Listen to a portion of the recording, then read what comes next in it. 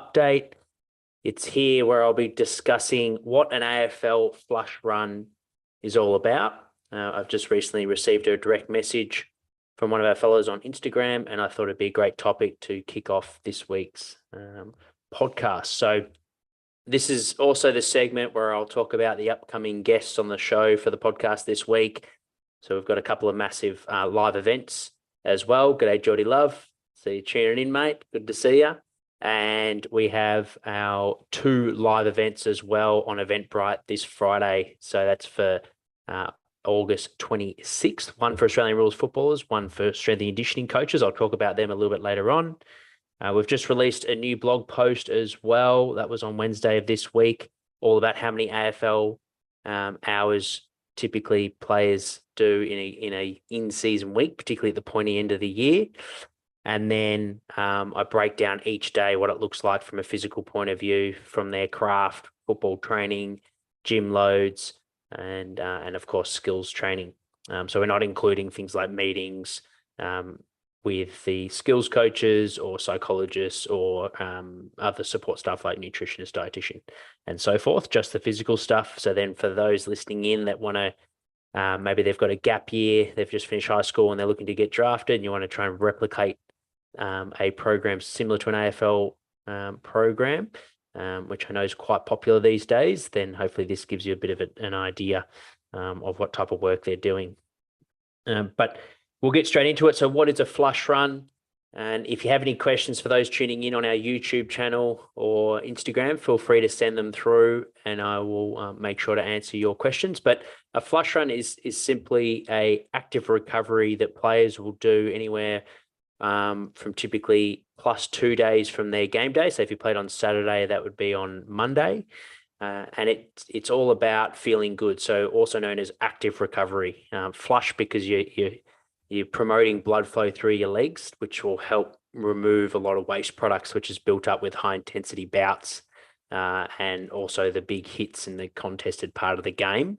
It just helps flush all that out of the body and helps the body remove all that waste product. So rather than sitting idle and letting all that just sit there, it's really helpful for athletes to actually move once they're +2 days from their game, to help them recover early in the week and then prepare for their main training session, which helps them prepare ultimately for the next game. Whereas if you just lay low, and you may find that listening in a week where if you haven't done much for a 48-hour period, you feel quite sluggish, and that's because you haven't used your body, and both mentally and physically that can have a negative effect. So to be able to follow an aerobic flush run, also known as a feel good run in the Australian circles, it's really simple. You can, and I've done this many times with the teams I've worked with, you start at one arc of the ground, you run to the other end of the arc, and the main cue that I like to focus on is keep your feet close to the ground. So it's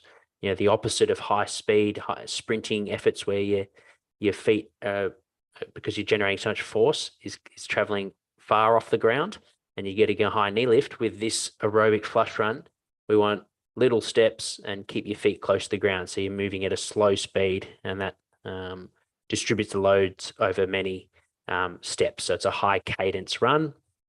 And you do that on the way up, it's really slow, build up to maybe a 60% effort on the way back. So you get a little bit more intensity on the effort back. So that's roughly about 100 meters on most grounds, football grounds. And then you'll spend a couple of minutes of some moving through some range of motion. So you might be doing some squats with different foot positions. You could do some rotations through the upper back, work through lengthening your hamstrings, your hip flexors, all those muscles that are under high demand in a game, because your body's still in that recovery mode. And we know that from research that doing some objective markers like Nord boards, groin testing, using force plates, that it can take up to about 72 hours. Some players even longer if they're under chronic heavy load phase of their training to recover from the recent game. So that's why we want to try and help those muscles restore their range of motion when they're feeling tight. So the old saying, if you don't use it, you lose it. So getting in some mobility can be a great thing to do to break up our flush run. because we're not looking for a conditioning stimulus when we're doing our flush run. We're just simply looking to increase the body temperature, promote blood flow, and get that recovery effect. So the athlete's actually leaving those flush runs better and feeling better physically and mentally than when they started. So it's really important that you're not just doing repeat hundreds and get the heart rate coming up and you're actually getting into a fatigue state, that you're keeping the intensity down. And that's why it's quite helpful both mentally, so it's not getting boring as well, to throw in some movement and mobility through different planes of motion to help make that flush run more effective. But that's one way you could do it, and you'd do that. You'd repeat that about 4 different times and change the mobility sequences. So hit your big ticket items like calves, groins, so your hips area, upper back, hamstrings, and anywhere generally that feels tight.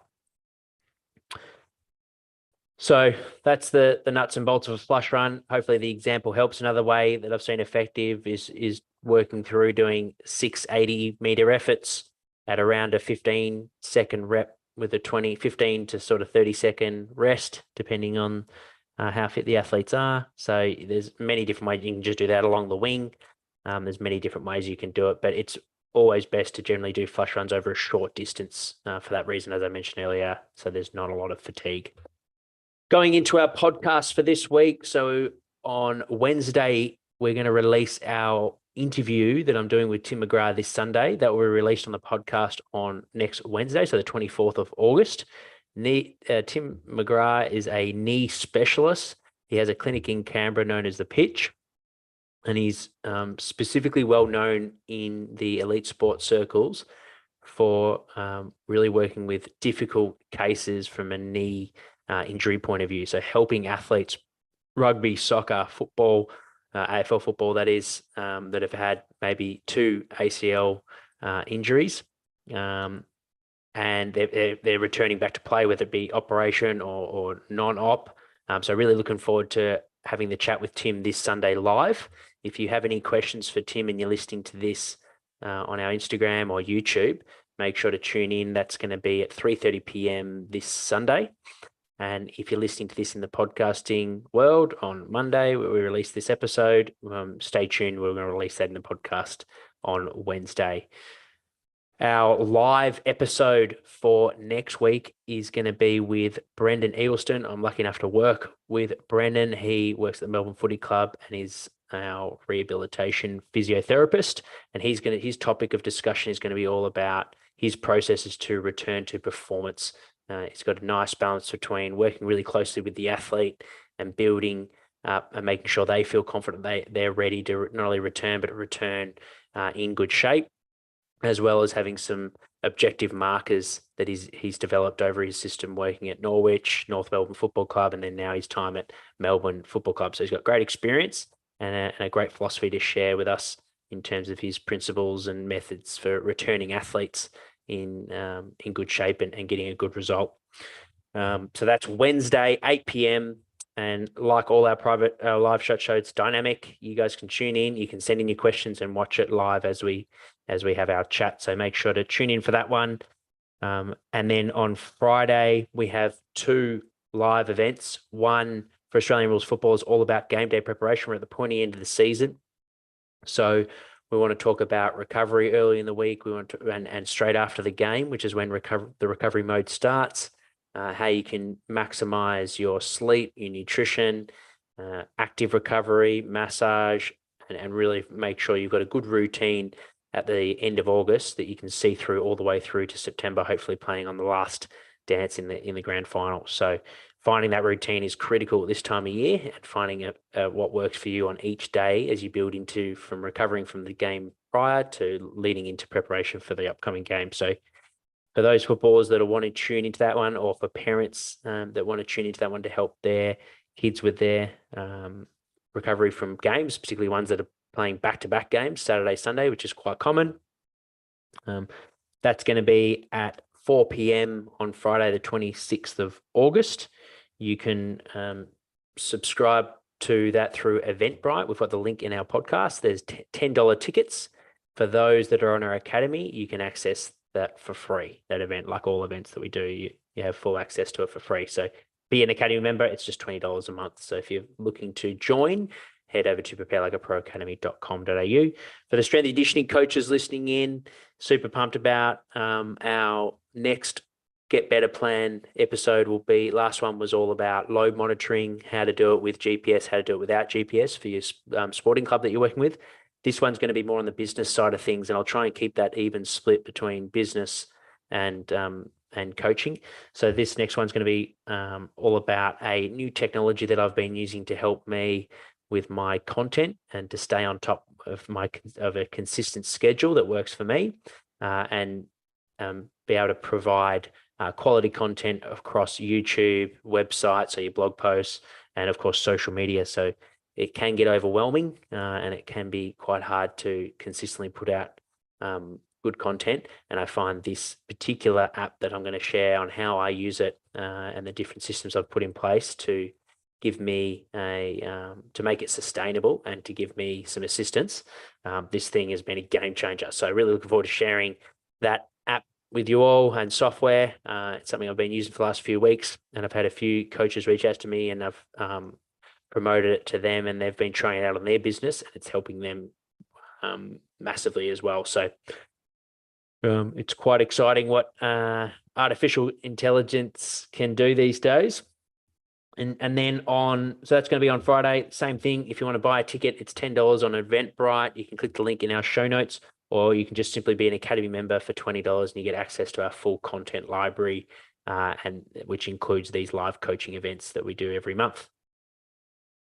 I'm going to head over now to our YouTube channel. So sorry for those listening in on Instagram. I'm just going to look at the computer for a second. And we're going to go through our program. So for those that are watching in on YouTube, we're just going to do a quick share screen, celebrate some personal bests. We had some testing over the last couple of weeks for those on our program to increase our intensity over the finals campaign. And then I'm going to just quickly share my screen and go through the blog post on how many hours a typical AFL player will train.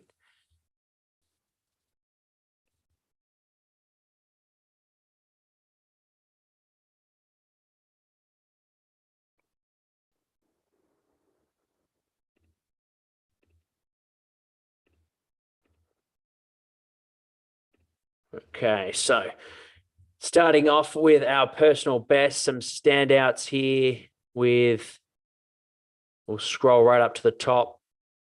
So there's a couple of new exercises, which we won't shout to those, but Charlie Muley hitting 105 kilos on the barbell bench press. Very good job. Bryce Milford hitting 79 kilos on the barbell bench press.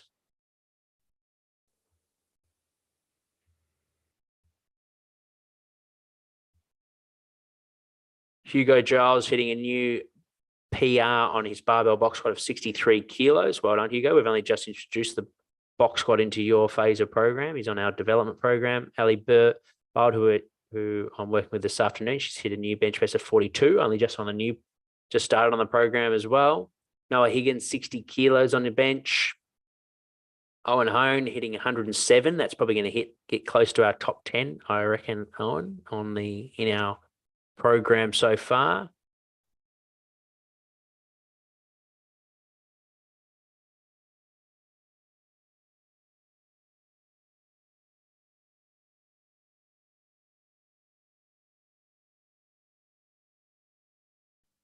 And Sam Kilmy hitting 155 kilos on his box squat. That's just to name a few guys. And Flynn Senior hitting 100 kilos on his concentric bench press. Well done. Congratulations to all those that hit their PR. There's a few more as well for those listening in or watching this weekly update in our academy. You can head over to the team feed in Team Builder, where you can check out how you rank up against everyone that's on our Team Builder program. So you can see how your scores sit within each key lift, as well as your personal updates. As soon as you hit a new PR, the algorithm works it out and it gives you an estimated 1 rep max, and then that feeds straight into this team feed here. So it's pretty cool. Look, what we're looking at over now is, and for those listening in on YouTube, you'll be able to see the blog post. I just want to quickly share this blog post. It's all about how many hours AFL players train over a given week. As I mentioned, there's a breakdown of typically each day for a 7-day turnaround. So from a Saturday game through to an upcoming Saturday game. Typically, AFL players would do anywhere between 15 and 25 hours per week of training. And not all of that is, of course, at high intensity. Some of it's at low intensity, working on craft skill or doing some active recovery, like pool work or sauna. So there's it's quite a holistic program, making sure that all areas are covered from a recovery, tactical, technical, and then of course developing the athlete to be able to play their position and perform well on game day. So if you're interested in this blog post, all you need to do is head over to preparelikeapro.com, and we've got a resources page where you can see our podcast. It's broken down into categories, as well as our blog post that we post a new blog post every Wednesday. And then I answer some questions specifically on this topic. So there's a few YouTube shorts under 60-second videos that I've embedded in this blog post. So those listening in, you can see here, ever wondered how far AFL players run in a typical game is one question. And another one, do you think there is an optimum distance that football players should try to run in a game? Do you have any strategies or techniques that you recommend to help running technique? And do you think the distance players run can have an impact on their playing performance? So if you're interested in answers for those questions, head to this blog post and let me know if they help your training. Going now into this week's program. So we're at the point of our program where we're not making a lot of change in terms of exercise progressions. This is the pointy end of a football season. This is exactly for those that are in the finals where you want to be, and all the hard work you've done over off-season, pre-season, and in-season to get to this point, we want to maximize. So that's why we don't want a lot of change. We just want the program to feel familiar. So that way you're going to pull up really well. You're going to put it some good intensity into the program, and therefore we can bring the volume down, because we're still going to be able to maintain your strength and power over hopefully what will be another month left of the season. Whereas if you just miss sessions at this time of year in the gym and or just go through the motions that don't have any good intent and high intensity in the gym, then all that hard work that you've done over this point over the last 9 months can be negatively affected, and you can really start to feel sluggish come prelim time and grand final, which is obviously when you want to be feeling your best. So intensity is critical at this time, but you'll notice the reps are lower. So the volume is down. We shouldn't be grinding. The speed of movement is up. So that speed on the bar, accelerating through the bar is really, really important. And as I mentioned, that the movement's going to be changing a lot. So you should feel that you feel comfortable with that exercise, so you can really attack it. So from our core list point of view, obviously we've got our box squat. We reduced a set from last week. So just a set of 5, 5, 4, and then finishing with a relatively heavy 3 at 83%. Supersetting that, so straight from that heavy lift, we want to go straight into our barbell banded squat to toes. So that's at quite a high box. Just you want to be squatting down to the box where you would do like a really high box jump to. So it's only a small bend of the hips and the knees, and then you accelerate through the bar up onto your toes. If you don't have rails at the bottom of your squat rig that you're at with your gym, then you can just use kettlebells like I did in the video demonstration for this drill, and loop them around kettlebells and loop them onto the bar. Continue with our injury prevention work, the weighted Nordics and reverse Nordics, safety Bulgarian split squats. You'll notice the percentages are down there.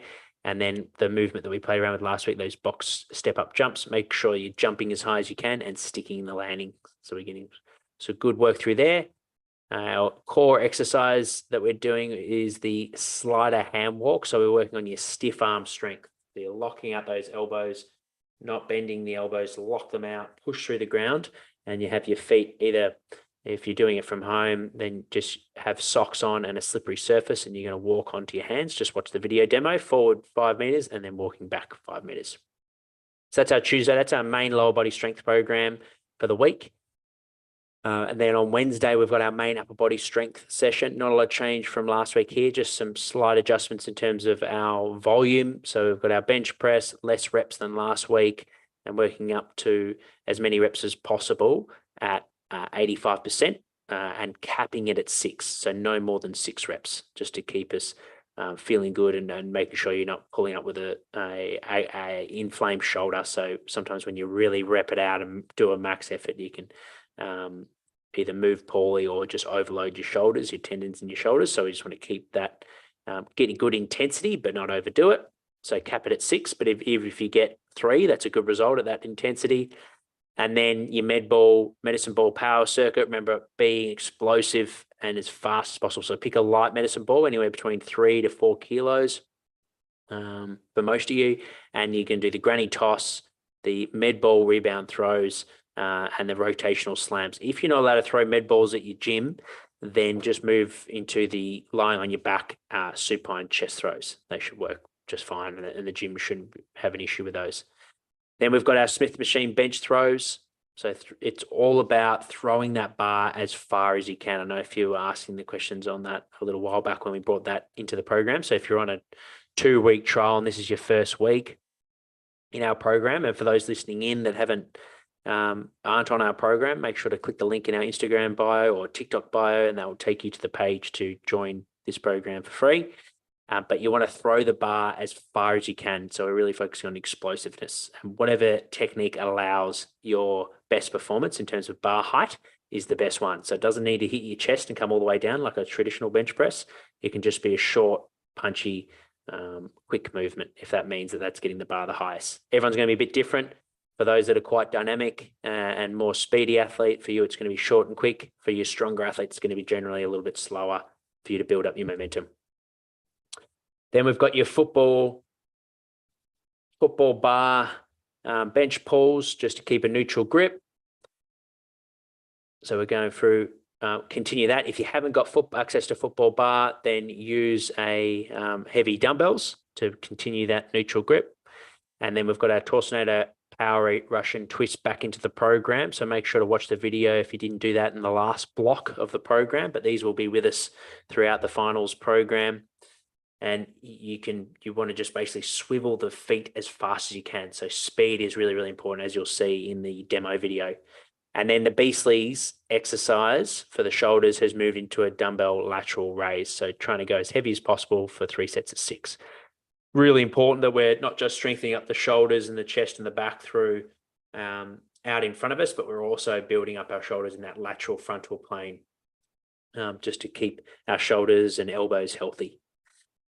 So think of it like injury prevention, like we do our Nordics and our Copenhagen's for the shoulders. And then Thursday, our final day for workout, for the week, we've got that heavy sled push straight into that explosive overspeed banded acceleration. So that's where you have the band around the hips, and you either have a partner or a rig that's pulling that band towards you. So the band's actually helping you accelerate, particularly the first 3 steps.